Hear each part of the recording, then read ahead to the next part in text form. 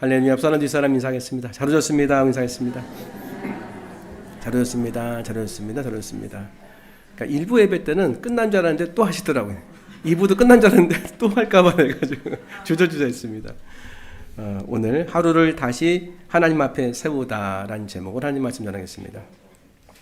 목회자가 경험하는 거 다가 아니죠. 근데 가끔 주님이 또 보게 하시고 느끼게 하신 걸 또 사용하게 하시더라고요. 지난주는 요 근래 들어서 특별히 2주 정도에 자꾸 죽음이 생각나더라고요. 그래서 길을 갈 때도 나도 죽을 수 있다. 이게 그냥 머릿속에 있는 게 아니라 진짜 가슴이 와닿아서 죽을 수 있다. 내가 죽으면 어떻게 될까? 뭐 어떻게 되겠습니까? 뭐 장례 치르고 뭐 주님이 다 역사하시겠죠, 이제. 근데 나만 죽는 게 아니라 아내도 죽을 수 있다. 그런 생각이 드는 거예요. 그래서 죽으면 어떤 일이 벌어질까? 뭐 슬프겠죠. 근데 실존적으로 느껴지더라고요. 그래서 죽음이란 이런 거구나. 내 인생에도 한계가 있구나. 그런 게 생각나더라고요. 근데 이번 주에 아내가 새벽 기도에 조금 늦었어요. 헐레벌떡 왔더라고요. 왜 헐레벌떡 왔냐고 물어보니까 헐레벌떡 일어나게 하셨다는 거예요. 갑자기 너무 충격적인 꿈을 꿨다는 거예요. 그래서 무슨 꿈이냐니까 얘기 안 하더라고요. 얘기해보라고. 무슨 꿈이냐니까 내가 죽을 거라는 꿈을 꿨다는 거예요. 야, 이거 반복은 강조인데. 그래서 내가 진짜 죽나 보다. 그런 생각 들더라니까. 야, 내가 죽음이 임박했나 보다. 죽음이 가까웠나 보다. 그런 생각 확 드는 거예요. 그래서 야, 이거 예전에 이제 한 할렐루야 교회인가 그쪽 교회에서 저보다는 이게 후배인지 선배인지 모르겠어요. 이 목사님이 선교 나갔다가 선교제에서 그것을 참수당해서 돌아가셨어요. 근데 그분이 예배 드릴 때 설교를 뭐였냐면 여러분 우리는 죽을 수 있습니다. 이거였더라고요. 그래가지고 미리 이분은 아셨다면 그렇게 이제 편집을 하셨더라고요. 그런 느낌이 확 드는 거예요. 그래서 설교를 준비하는데 죽음을 선교하는 게 좀 이상하잖아요. 죽음을 연말인데 여러분 우린 다 죽습니다. 근데 왜 다른 거를 이렇게 설교 주제를 바꾸려고 하는데 안 바뀌는 거예요, 이게요. 그땐 제가 알거든. 하나님께서 뭔가 말씀하신다는 거예요. 그래서 하나님 죽음을 설교로 뭘 해야 됩니까? 하다가 딱 주신 말씀이 뭐냐면 오늘 시편 90편이 모세의 기도예요. 12절 보면 우리에게 우리날 계수함을 가르치사 지혜로운 마음을 얻게 하소서 이 말씀이에요. 계수는 숫자 세는 거잖아요. 며칠 남았나. 왜 이런 표현을 썼을까? 그러니까 시편 90편은 모세가 거의 느보산. 그러니까는 앞에 가나안 땅이 다 있는데 못 들어가요. 하나님 못 들어간다고 했거든요. 120년을 다 살죠, 거의. 그리고 나서 마지막에 이렇게 뭔가 보면서 인생을 돌아보면서 그때 썼던 시거든요, 이게. 기도거든요. 근데 이 기도가 모세의 평생을 인도한 건데 뭘 봤냐면 광야에서 너무나 많은 사람이 죽는 걸 직접 볼 수밖에 없어, 지도자니까. 200만 명이 이렇게 하는데 거의 100만 명은 바뀌었을 거예요. 20세상은 다 죽을 거라고 했으니까. 그럼 이스라엘 제가 안 가봤지만 크지 않습니다, 광야가.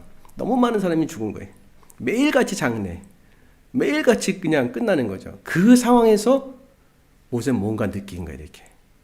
저도 이제 일반인보다는 한 두세 배 정도는 장례를 많이 치르면서 사람들의 죽음을 보게 될 거예요. 그러면 치를 때마다 느낌이 있어요.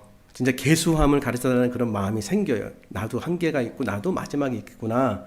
그래서 오늘 이 말씀이 뭔가 도대체 오늘 모세를 통해서 이 연말 얼마 안 남았죠? 10일 남았잖아요. 지금 오늘 21일이죠? 10일 지나면 31일이에요. 그 다음에 1월 1일이 됩니다. 요 날짜가 남았다는 거 아니에요. 그러면은 이걸 반토막, 이 어떤 대나무의 한 토막으로 보면은 우리 인생이 이렇게 된 거예요, 지금. 10일 정도 남았다. 10일 정도 남아서 그 다음에 준비하는 그런 것도 있지만 10일 정도 남았다.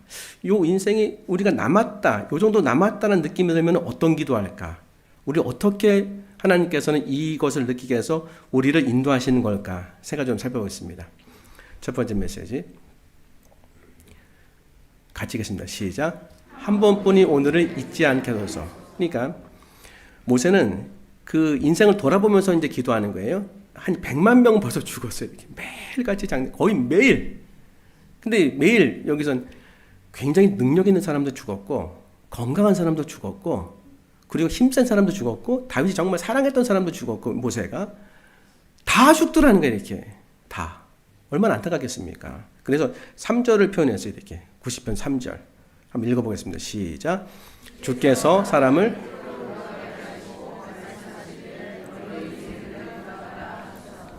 티끌은 사람을 흙으로 만드사 할 때 그 흙으로 만들다가 티끌이 똑같은 단어예요. 사람은 티끌로 만들어졌어요. 그 이거 아닙니까?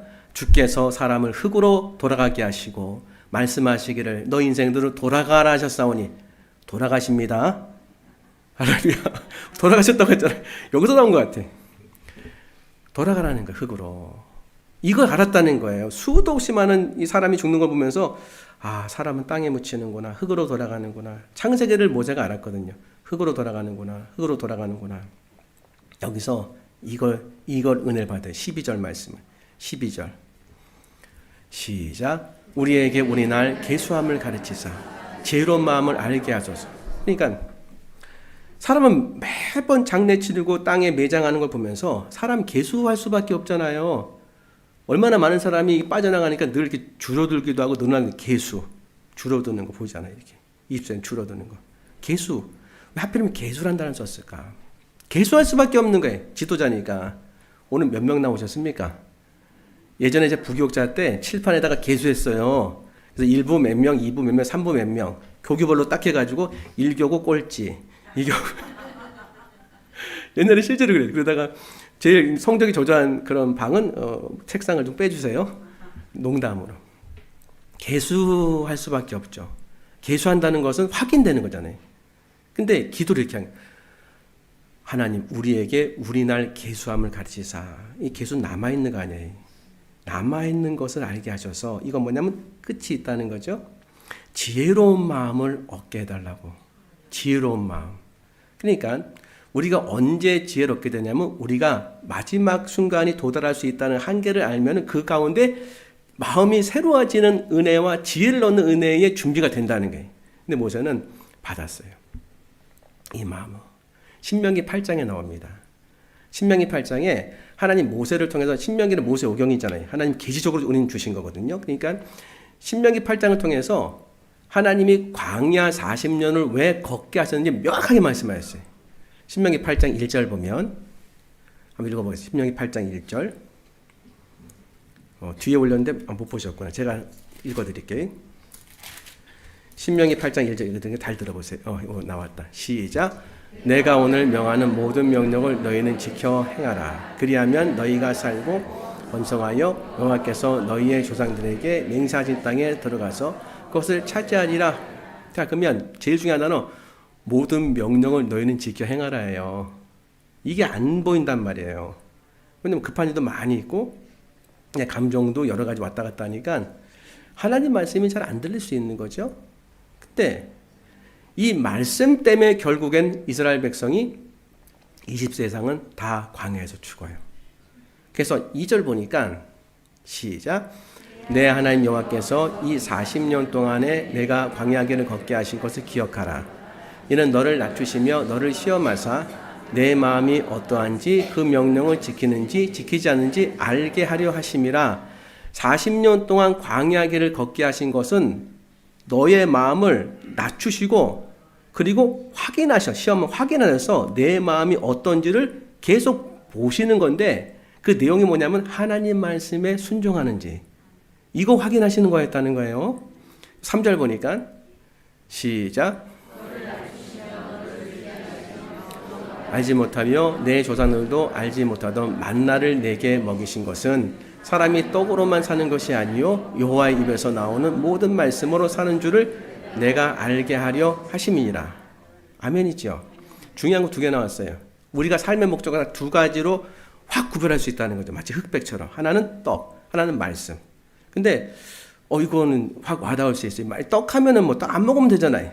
떡 안 먹고 라면 먹으면 돼. 라면도 이상하구나. 생계. 누가 물어보죠? 생계 때문에 지금 교회 못 나갑니다. 지금 먹고 살 게 좀 어려워서 다음에 하겠습니다. 생계 나오고 먹고 살고 나오면 그 다음에 할 얘기 없지요. 그래서 포장마차나 그런 거 할 때 막 싸우시잖아요. 전 그거 좀 봤어요. 내가 먹고 살겠다고 하는데 이 난리냐고. 나도 그냥 먹고 살자 이렇게 하니까 먹고 사시라고 이렇게. 먹고 살고 생계로 나오면 더 이상 덧붙일 말이 없는데 그만큼 강한 거죠. 근데 우리 인생 이렇게 보면은 다 이렇게 먹고 사는 거로 초점이 맞춰져요. 좀 제대로 먹고 잘 먹으려면 편안하게 쉬는 장소에 있어야 되고 다 떡으로 이렇게 초점 맞춰지더라고요. 왜 열심히 공부하나? 떡. 경제 아닌 게 경제. 나쁘다는 게 아니라 거기 초점이 있다. 그래서 예수님 말씀하셨어요. 떡으로만 살면 안 된다. 이건 떡의 삶을 부인하시는 게 아니에요. 떡도 중요하지만 떡으로만 살 수 없고 하나님 입에서 나오는 모든 말씀으로 살아야 된다. 이걸 40년 가르치셨다는 거예요. 그래서 하나님 광야에서 뭐 하셨냐면 먹을 거 다 주셨어요. 비록 부족하지만. 하나님 보시기엔 부족하지 않을지 모르지만 우리가 보니 부족하게. 맨날 그 만나 먹었잖아요. 메추라기 먹고. 그러니까 이거를 일해서 보는 게 아니라 직접적으로 주셨어요. 이게 뭐다? 일하지 말라는 거예요. 40년. 일할 수 없었어요. 그래서 직접 공급하였어요. 광야는 뭐다? 공급당하는 그런 과정이다. 그러니까 슬프죠. 내가 공급해 줄 땐 괜찮지만 공급당할 때는 생각보다 쉽진 않아요. 근데 그게 광야예요. 그 가운데서 나에게 가르치는 게 뭐냐면 내 마음을 낮추시고 내 마음을 겸손하게 해서 아 그래 내가 일해서 먹고 살 수 없다면은 뭐 열심히 살아야 되지만 열심히 살면서도 내 수준대로 살 수 없다고 한다면 내가 여러 가지 환경이 어렵다고 한다면 주님이 나를 가르치시는 게 있구나. 뭐겠습니까? 말씀으로 사는 방법. 이건 배워야 되는 거예요. 배우지 않으면 잘 안 열려요. 그렇죠? 그래서 물질이 있고 여유가 있어도 말씀으로 사는 법을 하나님은 가르쳐 주시는 거예요. 그러니까 우리가 이쪽으로다가 머리를 안 돌린단 말이에요. 그럼 어떤 일이 벌어지냐면 일단 경제단계로 나 막혀요. 막히면 뭐합니까? 기도하지요. 주님 인도하시는 거예요. 광야의 길에서. 그럼 뭐 물질이 뭐 있어요. 그래도 기도가 나오지요. 조목이 있으니까 그럼 뭡니까? 물질만 의지하지 말라고 인도하시는 거예요. 모세가 깨달은 게 이거였어요. 말씀으로 살아야 된다는 거. 수도 없이 많은 사람들이 광야에서 죽은 이유는 딱 하나였어요. 그저 하나님 말씀에 귀를 열고 그 말씀 믿지 못했기 때문에. 그럼 그들 다 죽게 하시면 슬프지 않습니까? 아니요. 광야에 있든지 가나안 땅에 들어갔든지 환경은 바뀌어도 하나님 말씀을 자기 인생의 중요한 지침으로 삼지 않으면 똑같은 거예요. 다 똑같습니다. 광야나 좀 배부른 삶이면 다 똑같아져요. 다 공허한 인생이 되는 거예요. 힘든 인생, 슬픈 인생, 하나님 보시기에 정말 좋은 인생이었는데 좋지 않은 인생으로 가는 거예요. 하나님은 심판하시고 그들을 정죄하신 것이 아니라 그들을 이끌으셔서 가장 아름다운 인생으로 만들어 주시려고 이런 인생으로 인도해 주시는 겁니다. 그렇죠? 그래서 말씀으로 살게 하시는 은혜를 받은 것이다. 첫 번째 메시지. 두 번째. 그래서 두 번째는 이겁니다. 시작. 나는 하루를 말씀으로 시작하겠다. 그러니까 우리날 계수함을 가르쳐 주셔서 지혜로운 먹게 해달라고 그 지혜를 알았어요. 아, 하나님께서 광야 40년 살게 하신 것은 떡으로만 사는 것이 아니라 하나님께서는 말씀으로 살도록 나를 가르치시고 인도하신 것이구나. 그래서 아침에 이렇게 기도해요. 12절 우리가 봤지 않습니까? 14절 너무 유명한 말씀이죠. 오늘 보면 14절 한번 읽어보겠습니다. 시작.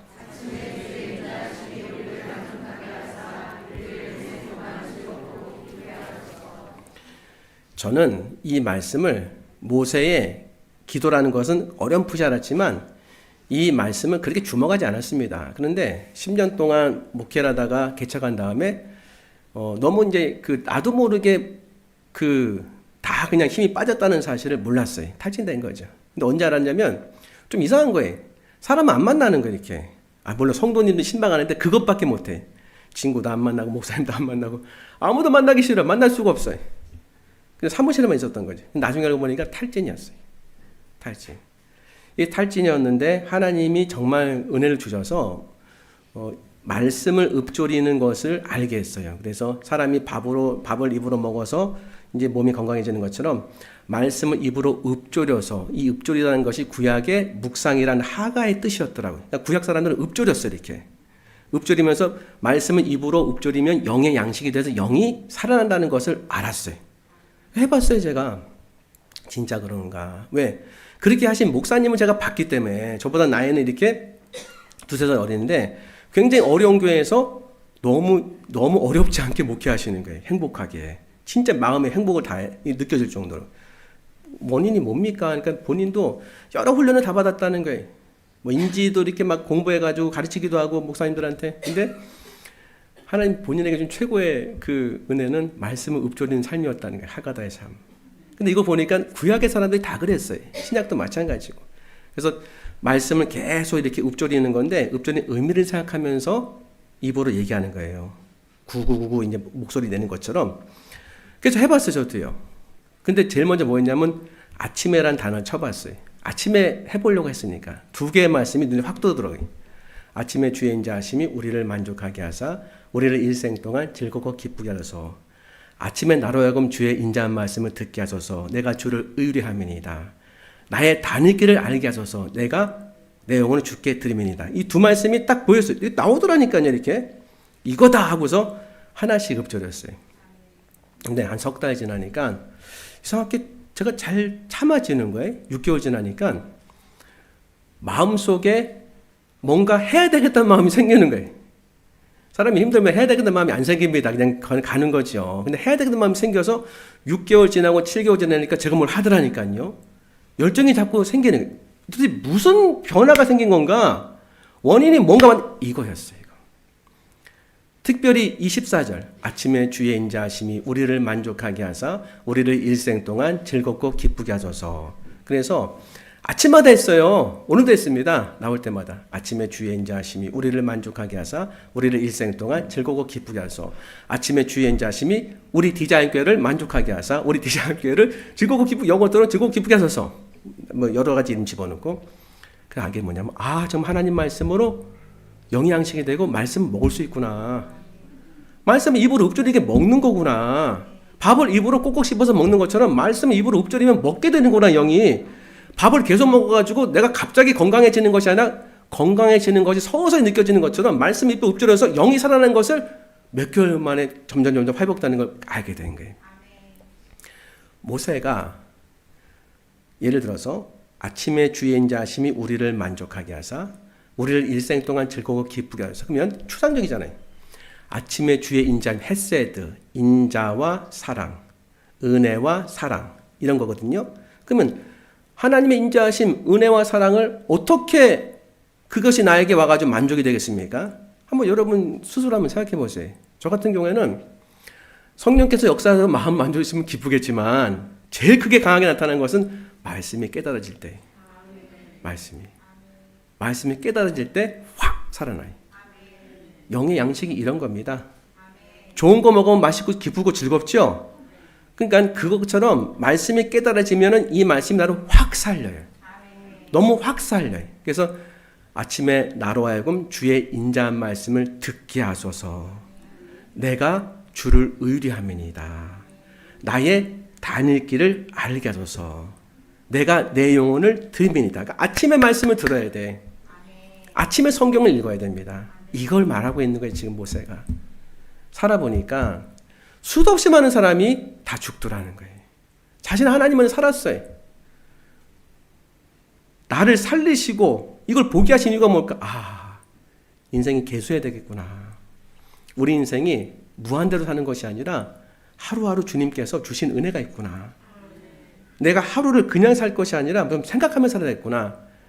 그러면서 그 다음에 나온 게 아침에 주의 인자하심이 우리를 만족하게, 물론 말씀으로 이스라엘 백성 40년 동안 말씀으로 훈련시키고 말씀으로 영양식 삼게 하신 것을 가르치는 거기 때문에 아침부터 말씀의 은혜를 사모한 거예요. 우리가 이거 해야 되지 않겠습니까 지금? 그럼 우리 살 수 있잖아요 지금. 저만 살리시겠습니까? 모든 사람은 다 살리실 거 아니에요. 병 가지 못하여 살 수 있는 것도 있지 않습니까? 우리 치유기도 하거든요. 아니 지금 21세기에 병원이 훌륭한 병원이 많이 있는데 무슨 치유를 하나님께 하신다고 합니까? 그때 병원에서 치료하세요. 일반 은총으로. 특별 은총도 있어요. 직접적으로 치료하시는 거. 근데 구하는 자에게 주신다니까요. 사모하고 병원 가지 말란 얘기 가세요. 믿음으로 가시면서 또 구하시는 거예요. 하나님의 직접적인 역사하심. 좀 믿습니다. 그렇죠? 그래서 하나님 앞에 아침부터 말씀의 은혜를 받아야 돼요. 그러면 우리 인생이 달라지지 않겠습니까? 모세가 가르쳐 주는 거죠. 그래서 마지막 세 번째 메시지 같이 읽겠습니다. 시작. 나는 내 인생이 아니라 하나님의 일을 남기겠다. 그래서 이렇게 아침에 기도해서 말씀의 은혜를 받겠다고 얘기하고 15절 보니까 15절 한번 읽어보겠습니다. 시작. 우리를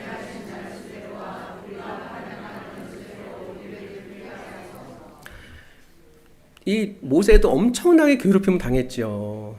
수도 없이 많은 사람이 죽고 살고 그들을 이끌어가야 되니까는 광야에서 이스라엘 백성이 하나님께 불순종하고 원망했던 것처럼 보이지 않는 하나님의 원망은 다 보이는 모세에게 갔을 거예요. 실제로 그랬습니다. 얼마나 많은 말들로 공격을 당하고 얼마나 많은 폭력적인 그런 이 태도로 괴롭힘 당했을까. 이 괴롭힌 날수대로와 우리가 화를 당한 연수대로 우리를 기쁘게 하소서. 우리말로 하면 하나님, 내가 괴롭게 하신 날수대로 내가 화를 당한 연수대로 나 좀 기쁘게 해달라고. 어떻게 하면 기뻐질까요? 저 같은 경우에는 하나님이 조명해 주시면, 이렇게 비춰주시면 새롭게 해석이 될 때가 참 많아요. 어머니 아플 때, 그 다음에 삶이 어려울 때, 인생이 낙심됐을 때, 뭐 집었는데 떨어졌을 때. 예를 들어가지고 큰 교회 제가 전임 전도사 가려고 할 때 다 거기 제 동기들이 갔었어요. 입이 다 됐다고 했단 말이에요. 그래서 저는 준비 하나도 안 했어요. 그래서 이 이력서에도 그냥 평상시 그냥 찍은 사진 잘라가지고 붙여서 보냈어요. 이렇게. 그게 화근이었어요. 행정을 전공하신 목사님인데 왜 넥타이 안 맸냐고. 잘못한 거죠. 생각도 못했어요. 내가 떨어질 것은. 너무 슬펐어요. 암담하고. 아니 그 대형교회에 내가 들어가면 나이가 그래도 좀 제법 있어서 가는 건데 이미 그 교회 부목사님이 됐다고 얘기하시고 다 준비해야 됐기 때문에 꿈을 꿨단 말이에요. 안 됐어요. 인생이 너무 춥더라고요. 이렇게.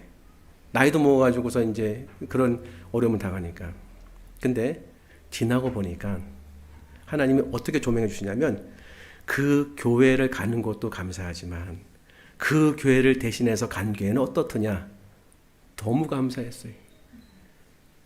복되니 아니라 복대.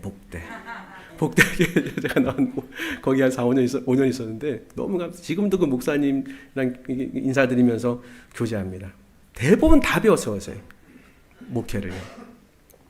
재해석해 주셨어요. 이렇게. 너는 그때 힘들고 어려웠지만 그것이 기폭점이 돼서 너는 너를 새롭게 보게 되고 기도하게 되고 하나님이 인도하시는 길을 알게 됐다. 그리고 정말 깨닫는 거. 내 인생을 내가 주관할 수 없구나. 그리고 암담한 상황에도 하나님은 길을 여시는구나. 실제로 겪었어요. 하나님 한번 이렇게 재해석해 주시면 확 살아나요. 이 기도입니다. 지금 이게. 이 기도 하셔야 돼요. 하나님. 제가 슬픔 당하고 고통 당하는 그 기간만큼 하나님 재해석해 주시고 저를 조명해 주셔서 하나님 기쁨을 회복하게 해달라고. 16절 가지겠습니다. 시작.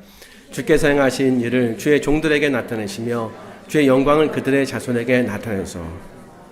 주께서 행하신 일을 주의 종들에게 나타내시며. 우리가 하나님이 안 보여가지고 답답해가지고 기도가 이제 그만두게 되는 거거든요. 사역도 마찬가지고. 근데 하나님이 행하신 일을 보게 되면은 정말 살아나죠. 이 기도를 올린 거예요. 지금 모세가. 아침에 주의 인자하심이 우리를 만족하게 하사 우리가 고통당한 연수대로 기쁘게 해주시고 주의 행하신 일을 보게 해달라고. 나만 아니라 내 다음 세대까지. 왜? 대부분 죽었잖아요. 그러니까 한 세대를 보고 그 다음 세대도 지금 모세는 보고 있어요. 저 세대에게도 가르쳐달라고 하나님 일하심을. 기도죠. 그러면서 결정적인 그런 메시지가 17절에 나옵니다. 17절 시작. 우리의 손이 행한 일을 우리에게 견고하게 하소서. 우리의 손이 행한 일을 견고하게 하소서. 주 우리 하나님의 은총을 우리에게 내리게 하사. 근데 어떤 은총이냐 봤더니 주 하나님의 은총이 어떤 은총이냐? 우리에게 내려달라는 거예요. 우리의 손이 행한 일을 우리에게 견고하게 하소서. 우리의 손이 행한 일을 견고하게 해서. 이게 지금 오타 나온 게 아닙니다. 반복은 강조해요. 우리의 손이 행한 일을 우리에게 견고하게 하소서. 그러면 이 뉘앙스는 이거죠. 하나님, 우리가 손으로 한 일 주님 견고하게 세워지게 해주세요. 첫 번째 메시지. 두 번째, 하나님의 원하시는 일을 우리가 해서 하나님의 뜻이 내 손으로 나타내줘요. 두 번째. 첫 번째, 두 번째 다 괜찮죠. 근데 하나님, 내가 한 일 잘 되겠어요. 이거는 약간 뉘앙스가 개인주의적인 거로 나가요. 그 다음에 하나님, 내 손을 통해서 주님의 역사만 보여지게 해주세요. 내 삶에서 주님의 뜻만 나타내 주세요. 맞아요. 맞는데 너무 높아요. 진입장벽이. 저는 이렇게 해석됩니다. 하나님, 제가 했던 일 가운데 주님이 붙잡아 주셔야 견고해진다는 것을 알았습니다. 제가 부족하게 출발해도 주님 붙잡아 주셔서 주의 일 되게 해달라고, 견고하게 되게 해달라고. 제가 목회해 보니까, 아니 모세가 먼저 느꼈을 거예요. 다 죽었어 지금요. 다 죽었어요. 본인만 살고. 하나님이 살린 사람만 사는 거예요. 본인도 못 따라갔잖아요. 하나님이 세운 일만 되는 거예요. 이거 눈에 확 보이지 않습니까? 지금 현장에서 저도 목회하다 보니까 하나님이 견고하게 하신 일은 확실히 부응하더라고요. 하나님이 붙잡아 주신 것은 견고하게 세워져요. 17절 계속 올려보시고요. 진짜 내 손이 막 행해도 주님이 견고하게 하셔야 견고해져요. 우리 뭐 조이하우스 또 하나님이 세워주시죠. 그래서 오늘 삼성의료원에서 40명의 의료진이 온대요. 그래서 깜짝 놀랐어요. 어디 삼성이 뭐 저기 어디에 계신 삼성이냐? 일산에도 삼성이 있고 저기 파주에도 삼성이 있고 다 있다.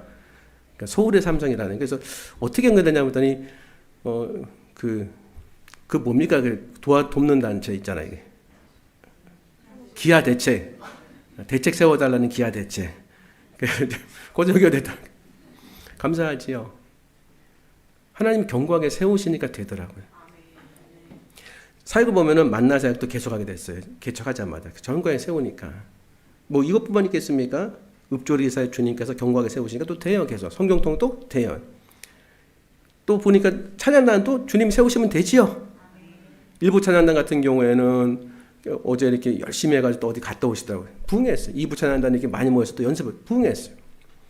확실한 건 주님이 붙잡으시면 확실히 살아납니다. 질문 던져봤어요. 하나님 원하시는 걸 해야 됩니까? 아니면 너무 제가 부족하니까 하다 보면 하나님 원하시는 것도 있지만 제가 하다 보면 제가 원하는 것을 하게 되는 것 참 많았습니다. 어떻게 해야 됩니까, 주님? 아무렇게나 해라. 이게 제 말이고요. 출발이 중요하더라고요. 주님이 원하신 거 하든지 내가 원하는 건데도 주님을 향해 사는 거든지 출발이 중요하더라고요. 그리고 주님을 바라보는 거예요. 결정하고 가는 게 아니더라고요. 정리해서 하는 게 아니라 정리는 주님이 시켜주시더라고요. 내 마음을 드리면 우리는 완벽해서 완벽의 수준을 가지고 하나님의 역사를 이루는 것이 아니라 부족한 죄인을 하나님의 사람을 바꿔 가시는 은혜가 과정에 나타나더라고요. 오늘 새벽에 야곱의 하나님의 얼굴을 구하라 그런 말씀이 있었어요. 시편에. 우리 아브라함의 하나님, 이삭의 하나님, 야곱의 하나님 도대체 왜 나옵니까 도대체? 아브라함 믿음의 사람, 이삭은 순종의 사람. 왜냐하면 아버지가 번제로 드릴 때에 순종했어요. 13살이 됐는데 우리 아들 여기 있는 내가 번제로 잡겠다 하면 순종하잖아요. 저는요. 하겠습니까? 쉽지 않단 말이에요. 우리 아버지가 저를 잡으려고 해요. 왜 그러시냐고 아버지 지금. 제가 지금 힘이 더 있어요. 순종의 사람. 야곱은 사기꾼, 발목 잡는 자 이런 이름의 뜻이에요. 그리고 실제로 야곱은 우리가 다 아는 대로 속여서 장자권 뺏은 사람 아닙니까? 그렇죠? 그러다가 호되게 당했죠. 이 뛰는 야곱 위에 날아다니는 라반. 20년 동안 이 라반이 야곱을 괴롭혔어요. 그래서 아내가 4명 됐어요. 원치 않은. 자식은 12명 되고. 근데 하나님이 야곱을 통해서 이스라엘 지파를 만드시고 야곱을 통해서 야곱의 하나님이 되시고 야곱을 통해서 이스라엘의 이름 하나님과 결혼 이긴 사람의 뜻을 주셨어요. 이게 가당치 않은 겁니다. 요셉이 제일 맞아요. 요셉을 하나님이 이스라엘로 바꿔주셔야 돼. 그럼 딱 우리가 이해해야 되는데 진입장벽이 높다. 요셉까지 완벽하지 않으니까. 근데 야곱은 할만해. 야곱처럼 속인 적도 있지만 야곱처럼 속이지 않은 적도 있어요. 부족한 인생을 부족하지 않은 하나님으로 인도하시는 게 야곱의 하나님이에요. 이게 거기서 이게 보이더라고요. 주님, 우리가 손으로 행할 때 저는 야곱입니다. 진짜 이용해 먹으려고 하기도 하고 속임 당하기도 하고 부족합니다. 하지만 제가 주님을 향해서 가고 있습니다. 하나님께서 은혜를 주셔서 저를 세우실 줄 믿습니다. 저는 저를 믿을 수 없지만 저는 하나님을 믿습니다. 하나님이 저를 세울 줄 믿습니다. 이 얘기로 들리더라고요. 그래서 우리가 이 기도 해야 됩니다. 연말 다 가기 전에 10일 남았잖아요. 계수함. 우리 인생도 10일 남을 수 있다. 하나님 보시기에 10년 남았다. 20년 남았다. 거기 100년 남았다. 은혜가 되지요? 한 달 남았다. 아이고, 한 달 남았다. 또 3일 남았다. 하면 어떻게 하시겠어요? 갑자기 이상해지잖아요. 주님, 우리 날 계수함을 가르쳐 주옵소서. 지혜를 얻게 하시고 말씀을 사는 법을 알게 하시고 아침마다 주의 말씀을 힘을 얻게 하시고 우리가 손으로 행한 일에 하나님 은혜를 부어달라고 우리를 세우시는 주님 믿게 해달라고 이 말씀 붙잡고 승리하시는 한 주 되길 소망합니다. 기도하겠습니다. 하나님 감사합니다. 주신 말씀 가슴에 품고 주신 말씀 붙잡고 살아가는 한 주 될 수 있도록 인도하여 주시옵소서. 감사하며 예수님 이름으로 기도합나이다. 아멘.